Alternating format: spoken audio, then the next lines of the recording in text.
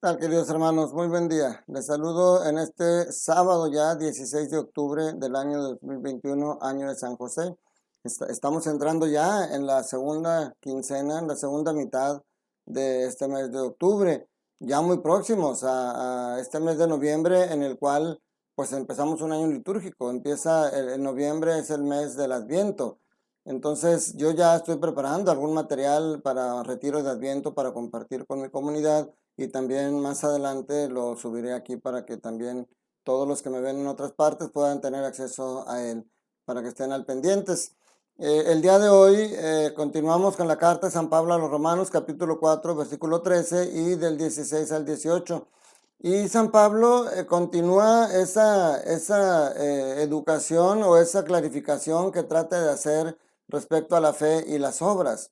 Él contrapone de nuevo estos dos aspectos, pero no quiere decir que el hecho de que la fe sea prioritaria no debamos de hacer cosas buenas. O sea, obviamente, dice la promesa que Dios hizo a Abraham y a sus descendientes de que ellos heredarían el mundo no dependía de la observancia de la ley, sino de la justificación obtenida mediante la fe.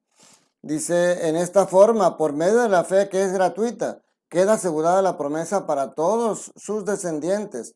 Y luego fíjense lo que dice, no solo para aquellos que cumplan la ley, sino también para todos los que tienen la fe de Abraham. Entonces, Él es el Padre de todos nosotros, como dice la Escritura.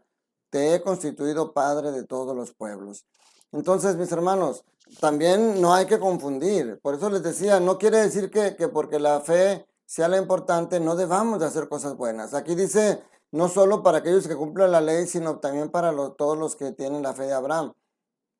Esto va más enfocado a lo que les decía hace unos días. Los judíos tenían la obligación de la observancia de la ley, los paganos no. Y al traer la fe de Cristo a todos los paganos también, pues entonces por eso venía el problema que un día tuvieron que poner en un concilio para deliberar, porque los judíos querían que los paganos que abrazaran la fe también se circuncidaran.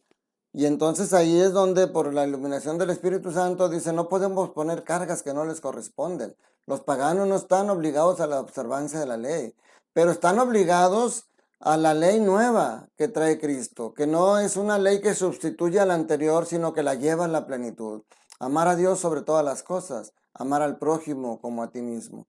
Ya ese tema se ve más de lleno cuando vienen esos pasajes, pero hoy dejar claro eso, no significa entonces que nuestro comportamiento no tenga importancia, porque lo ha dicho en otras partes, nos dará a cada quien según las obras. Y sobre todo, según las obras, esa fe se tiene que ver manifestada en obras en los momentos difíciles, en los momentos en el que parece que todo está en contra.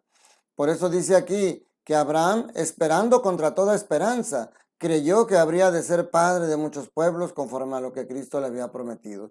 Pues lo que les decía ayer, Abraham era anciano, Sara era anciana y aparte era estéril.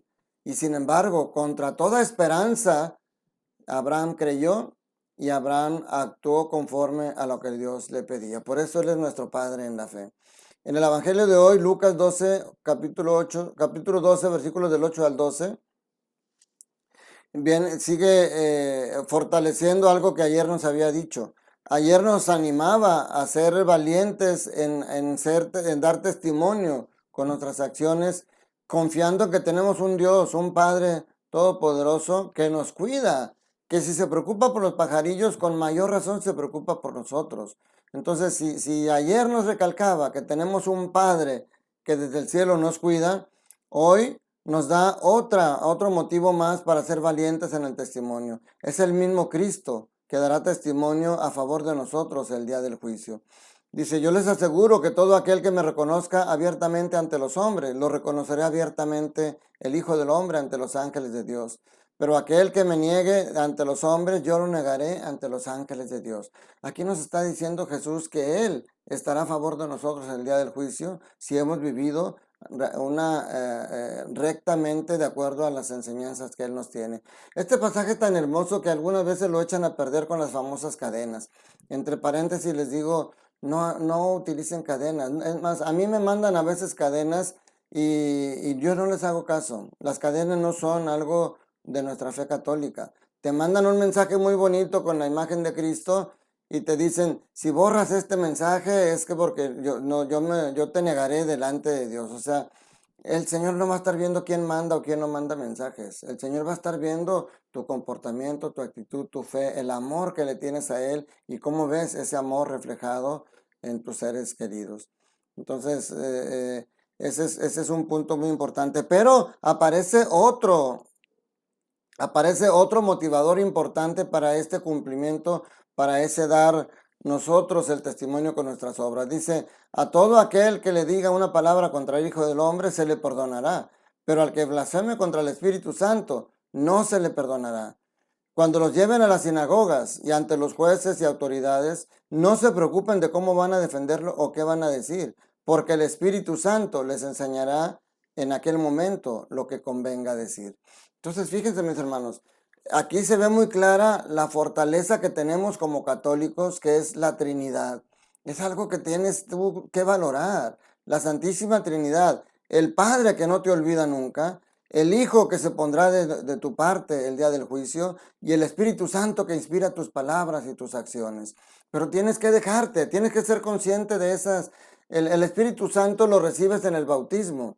Y después Jesús dice en el Apocalipsis, mira que estoy a la puerta y llamo. Si me abres, mi Padre y yo entraremos y haremos nuestra morada en ti. Entonces tú eres morada como bautizado y como alguien que le ha abierto las puertas a Dios. Eres morada del Espíritu Santo. Tienes ese Padre que no te olvida. Tienes ese Hijo que está a favor de ti. Y tienes ese Espíritu Santo que motiva tus acciones y tus palabras. Por eso dice aquí que solamente se pierde aquel que rechaza, que blasfema contra el Espíritu Santo. Dice, aquel que blasfeme contra el Espíritu Santo no será perdonado. Solamente se pierde en el lugar del castigo eterno aquel que rechaza la salvación, aquel que rechaza de ser dirigido por el Espíritu Santo y prefiere ser dirigido por las obras del diablo. No nos equivoquemos, mis hermanos. Aquí el Señor está para perdonar todos, cualquier pecado, por muy grande que sea. Alguna vez platicaba con alguna persona que decía, ¿por qué si el Señor nos trajo la salvación para todos los que han pecado, por qué a los ángeles caídos no les da la oportunidad de ser redimidos también por Cristo? ¿Por qué? Pues precisamente porque una cosa importante para obtener la redención de Cristo es aceptar que somos pecadores, arrepentirnos y pedir perdón. Y lamentablemente todos los ángeles caídos no se arrepienten porque al contrario vemos cómo durante todo este mundo siguen tratando de tener más personas que caigan y que se unan a ellos. Entonces, solamente aquel que no es capaz. Mucha gente muere en pecado mortal porque muere renegando de Dios, no acepta la salvación de Dios y pues ahí ¿qué podemos hacer? Dios no es que no pueda hacer nada.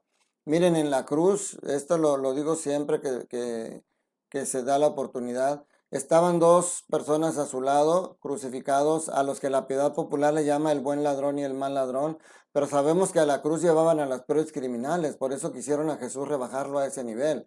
Y sin embargo, uno de esos criminales en ese momento se arrepintió y le dijo al Señor, acuérdate de mí cuando estés en tu reino. Pero antes de decir eso, defendió a Jesús.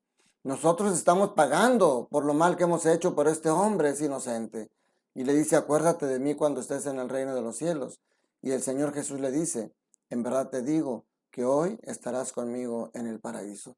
Por eso cuando nosotros decimos, nadie va a entrar al cielo más que los que son santos, nadie va a entrar al cielo más que los que están purificados, aquel que el Señor quiere abrir la puerta del cielo, se la abre en el momento de nuestra muerte. Algunos tendremos que ir al purgatorio, pues qué bueno, eso ya es una ganancia, por eso se les llama benditas ánimas del purgatorio. Pero el cielo se abre para todos aquellos que seguimos al Señor Jesús y que tratamos de limpiar y purificar de nuestro corazón. Sea pasando por el purgatorio o sea entrando directamente al cielo. Ojalá que todos nosotros que estamos meditando esta palabra de Dios, un día estemos platicando junto al Señor Jesús en el reino de los cielos. Que la bendición de Dios Todopoderoso, Padre, Hijo y Espíritu Santo, descienda sobre ustedes y sus familias y permanezca para siempre. Que tengan un día lleno del amor de Dios y recuerda, Dios te ama y Dios quiere que seas feliz y quieres que seas instrumento para que los demás también alcancen la felicidad. Cuídate mucho, que estés bien.